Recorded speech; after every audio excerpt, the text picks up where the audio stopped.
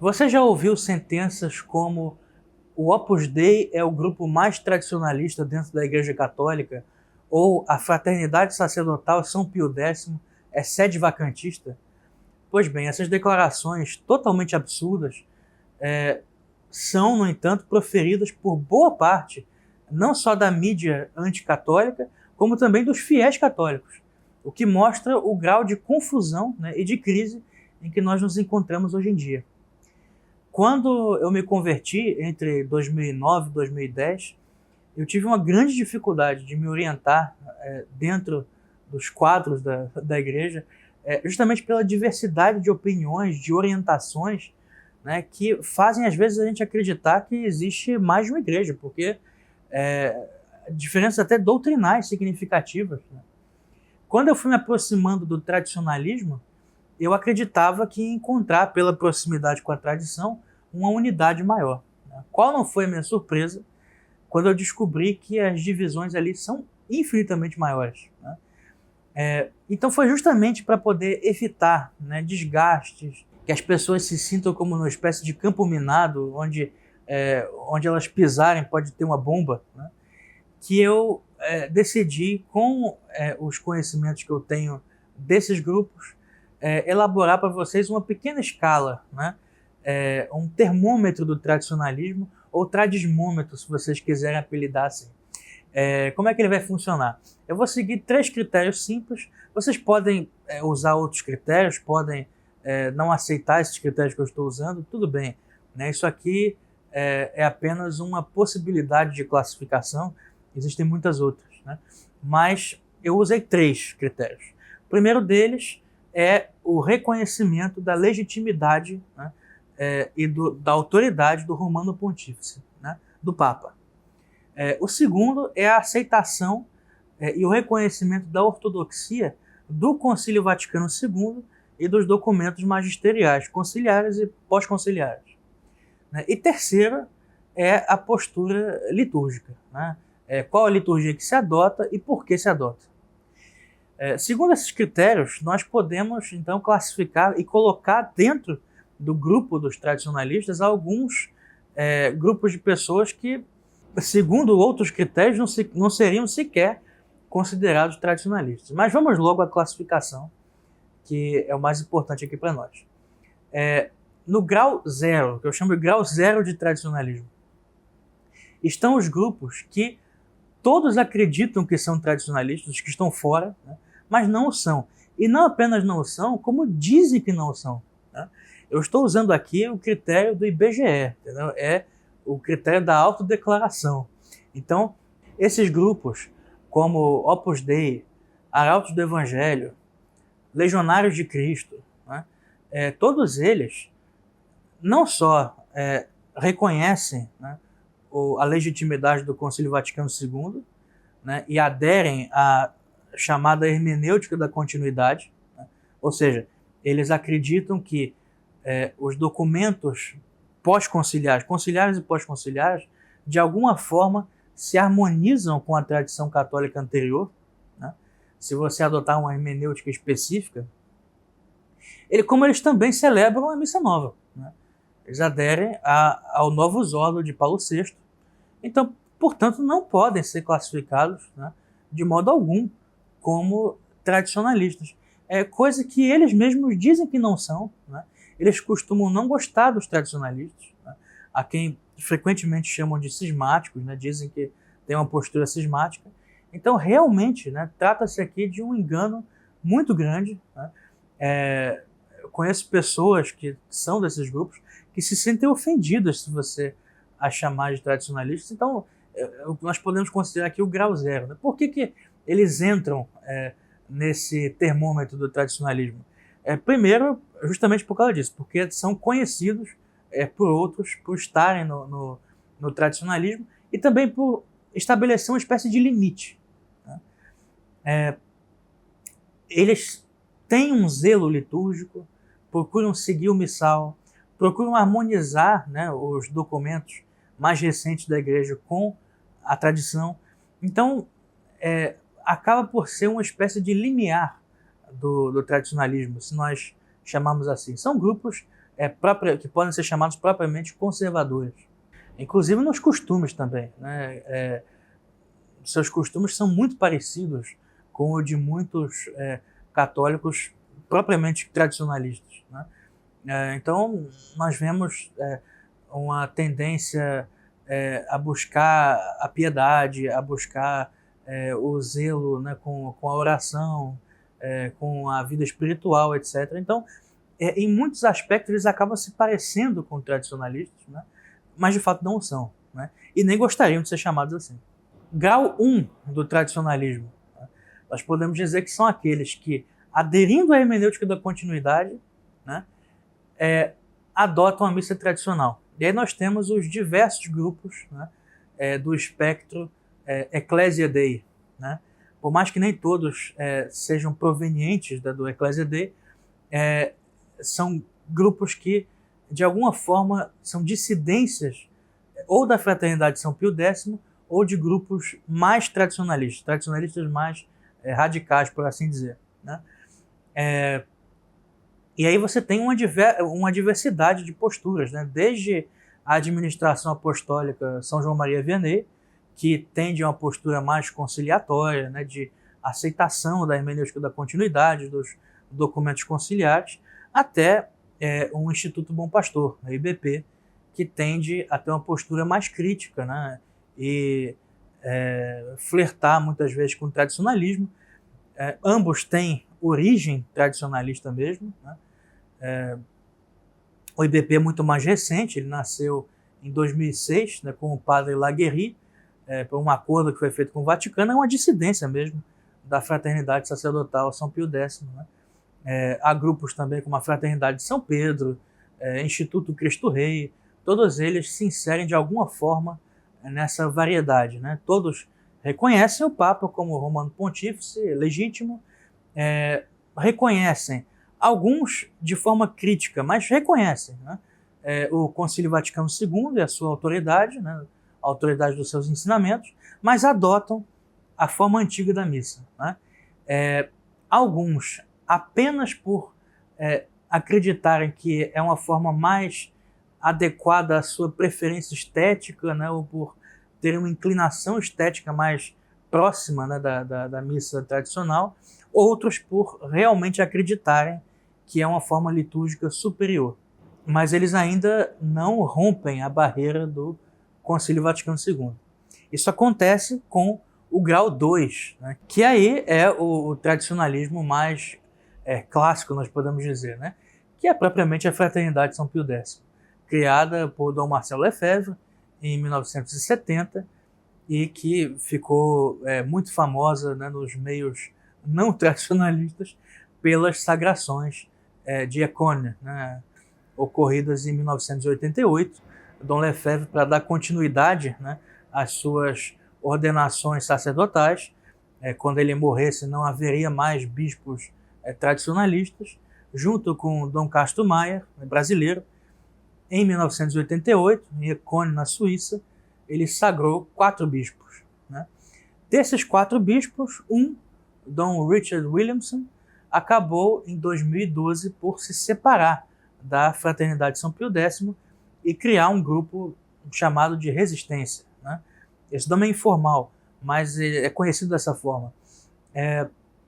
A resistência em termos doutrinais é igualzinha à fraternidade, não existe nenhuma diferença significativa.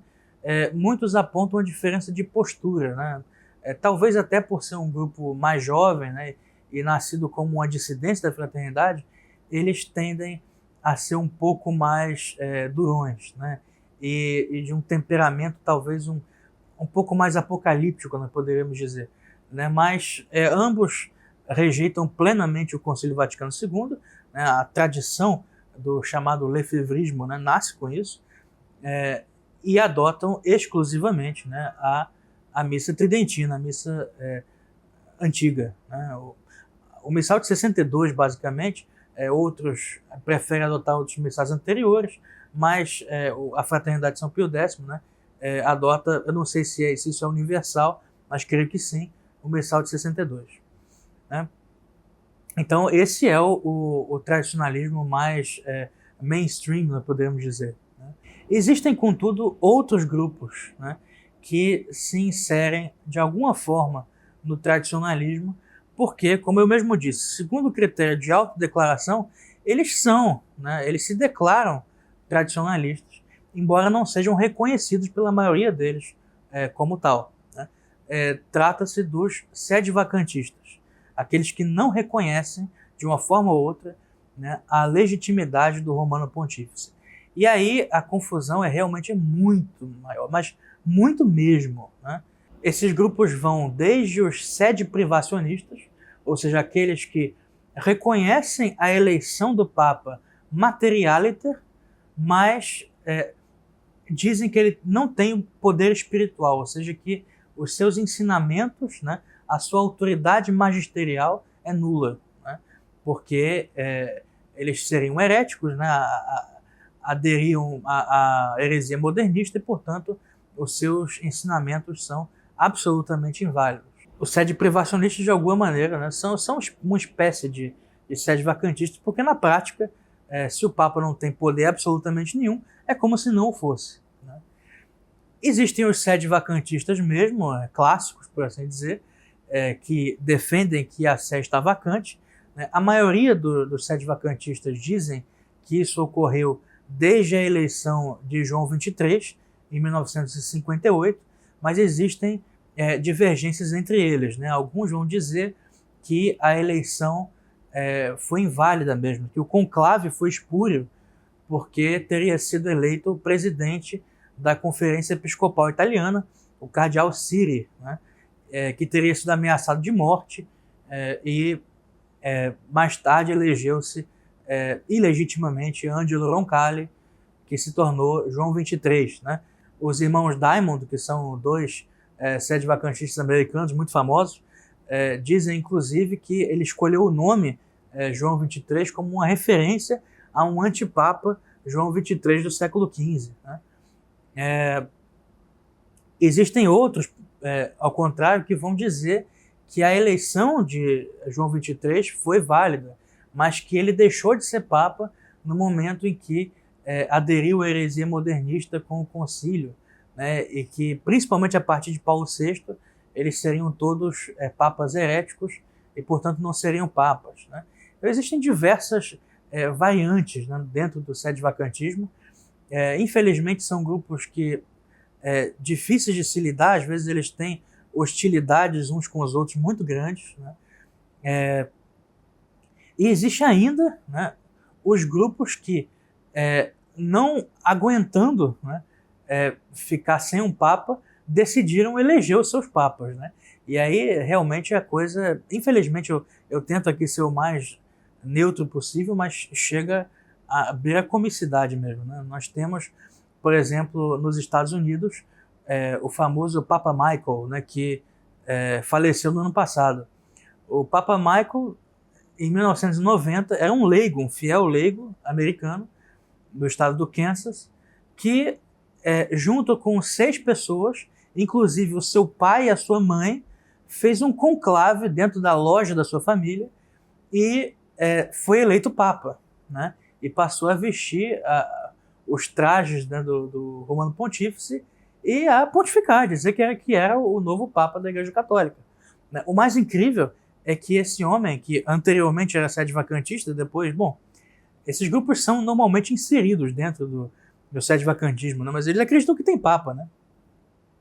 O mais incrível é que ele tinha fiéis. Né? E não era um número muito pequeno, não.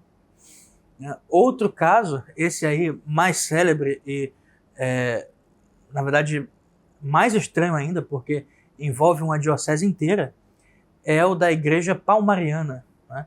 A igreja no sul da Espanha, de Palmar de Troia. Trata-se aí realmente de um bispo, né, que se tornou sede-vacantista e decidiu fazer, na sua diocese, um pequeno conclave, né, para eleger o novo Papa, já que Paulo VI, na época dele, isso foi nos anos 70, seria ilegítimo. Né? E quem foi eleito Papa? Ele mesmo. Né? Claro.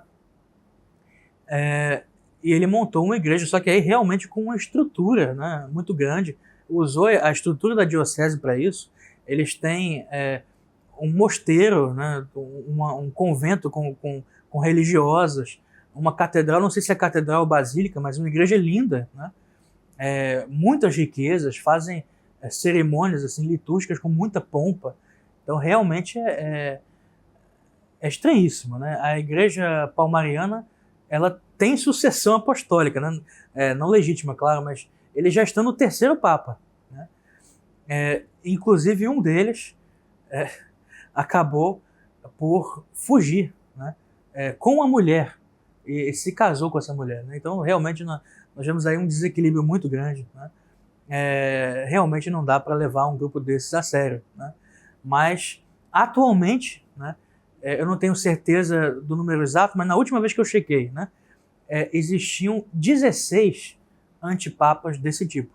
Então, pelo mundo inteiro, né, há indivíduos que são sede-vacantistas, mas que não aguentam a ausência de um papa e que decidem fazer conclaves eles próprios, né? É engraçado, porque são pessoas que têm tanto cuidado, né, com o direito canônico, com a parte processual mesmo dos conclaves, e dizem que o conclave que elegeu João XXIII foi espúrio. Aí eles decidem fazer um conclave dentro de casa. Quer dizer, como é que pode um negócio desse?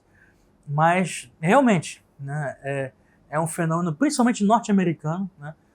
Vários desses papas estão nos Estados Unidos, né? E o sede-vacantismo como um todo é um fenômeno principalmente anglo-saxônico, né? O mundo francófono tende a seguir o tradicionalismo de Dom Lefebvre, né? Até pelo fato dele ter sido francês, e o mundo anglo-saxônico vai tender ao sede-vacantismo. É um tipo de reação diferente à crise na igreja.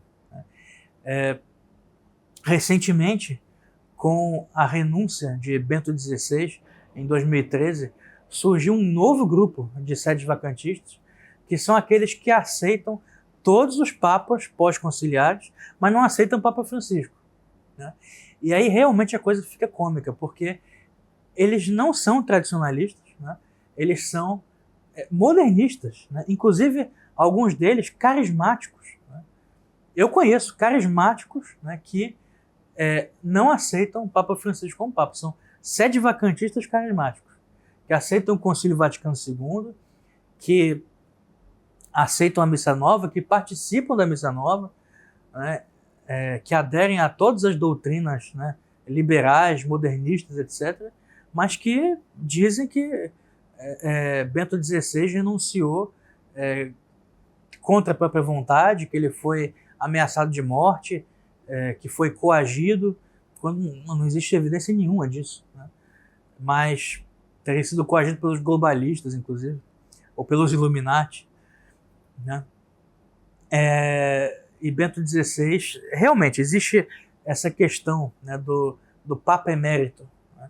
Alguns têm dificuldade com essa figura canônica do Papa Emérito, que nunca existiu, de fato, né? Isso é uma novidade, introduzida depois da renúncia de Bento XVI. O normal seria, depois de um Papa renunciar, ele voltar ao seu estado anterior. Então, Bento XVI deveria ter voltado a ser cardeal Ratzinger, né? Mas criaram essa figura do Papa Emérito, o que aumentou ainda mais a confusão, né, na igreja. Mas, de fato, com ou sem o título de Papa Emérito, né, é evidentíssimo, né, que aí eu realmente preciso tomar partido, que a sua renúncia foi autêntica, né? Bento XVI não renunciou contra a própria vontade, né?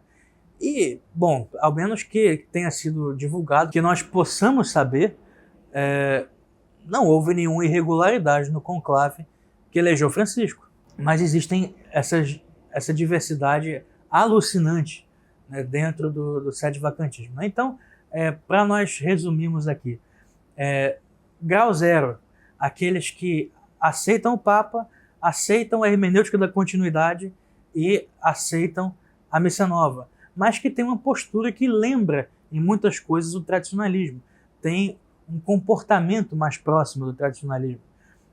Grau 1 de tradicionalismo são aqueles que aceitam a hermenêutica da continuidade, aceitam o Papa, mas que adotam o rito antigo, por razões diversas, ou por uma postura teologicamente crítica, né, da liturgia nova, ou por uma simples preferência estética, né? Grau 2 do tradicionalismo são aqueles que rejeitam o Concílio Vaticano II e que celebram exclusivamente a missa antiga, né? A Fraternidade de São Pio X, né? A Resistência e outros grupos associados, né? Aqui no Rio de Janeiro, a Permanência, né? E diversos outros grupos semelhantes. Grau 3, nós diríamos, do tradicionalismo, os diversos tipos de sedes vacantistas. Aí muitos vão se questionar e vão dizer o seguinte: bom, então o Omar está dizendo que os sedes vacantistas são mais tradicionais do que a fraternidade? Bom, eu sei que não é bom aqui externar a minha opinião, mas aqueles que me conhecem sabem que não é nisso que eu creio. Mas eu estou usando aqui critérios objetivos, né, para assinalar o grau. Aí que tá. Isso não quer dizer que aceitar o Papa ou não constitui um critério a mais de tradicionalismo. Indica a radicalidade da rejeição do estado de coisas em que a Igreja se encontra atualmente. Nesse sentido, eles podem ser ditos mais, não é propriamente tradicionalistas, mas mais radicais, na verdade. Entende? Muitos vão questionar esses critérios, né? Especialmente o critério de reconhecer a legitimidade do Romano Pontífice, né? Vamos dizer que isso não é critério para tradicionalismo, né? E o fato de você não aceitar o Papa não vai te fazer mais tradicionalista, mas menos, né? E alguns vão argumentar, inclusive, que os sedes vacantistas, de alguma forma, acabam se portando como protestantes ou como liberais em algumas coisas. Pode ser. Isso não é a questão aqui, né? O que eu mostro é o grau de radicalidade da rejeição do atual estado de coisas da Igreja, né? Portanto, eu preferia adotar um critério aqui que não é teologicamente muito exato, mas que vai ajudar muito as pessoas que acabaram de ingressar no catolicismo, em especial que desejam conhecer o catolicismo tradicional, quais são os diversos grupos que formam esse amplo espectro do chamado tradicionalismo. É evidente que a questão aqui principal é a do sede-vacantismo, né? Eu acho provável que todos os grupos que eu mencionei aqui vão ficar insatisfeitos com alguma coisa que eu disse, né? Com algum detalhe que eu deixei de mencionar ou com alguma comparação que eu fiz, né? Por exemplo, o próprio fato de eu ter posto no mesmo grupo Administração Apostólica e IBP, tenho certeza que vai começar, logo que esse vídeo sair, as fofocas, o pessoal vai começar a reclamar. Realmente não é o meu objetivo aqui alimentar esse tipo de coisa, né? Eu quero trazer uma orientação geral, né, para as pessoas que estão de fora, né? Então entendam, né? Vocês não são o centro das atenções nesse momento, né? E é por isso que sim, eu tenho que colocar os sedes vacantistas no grupo, né? E sim, sob esse ponto de vista, eles são mais radicais, né? Radicais do que a Fraternidade de São Pio X. Então eles entram num grau mais elevado desse termômetro, né? A temperatura é mais alta. Nós podemos dizer até excessivo, né? Do tradismômetro, né? Mas é isso, meus amigos. Eu espero que isso ajude vocês de alguma forma e para vocês terem uma visão mais ampla possível do fenômeno do tradicionalismo católico, né? Eu tenho as minhas opiniões, mas aqui realmente não é o caso de externá-las, né? Aqueles que me conhecem sabem mais ou menos aquilo que eu acredito, né? Muito obrigado, peço que vocês sempre procurem as informações a respeito de todos os grupos católicos nas fontes originais, aquilo que eles próprios dizem, né? Isso é muito importante. Não se baseiem na fofoca de outros, né? Mas procurem esse critério que eu usei mesmo, da autodeclaração, do que essas pessoas dizem a respeito de si mesmas, né? Procurem conhecer também as pessoas, né? Procurem ter contato com esses grupos e vocês vão conhecer pessoas maravilhosas em todos eles, né? E defeitos evidentes, todos nós temos, mas procurem sempre ter cautela, né?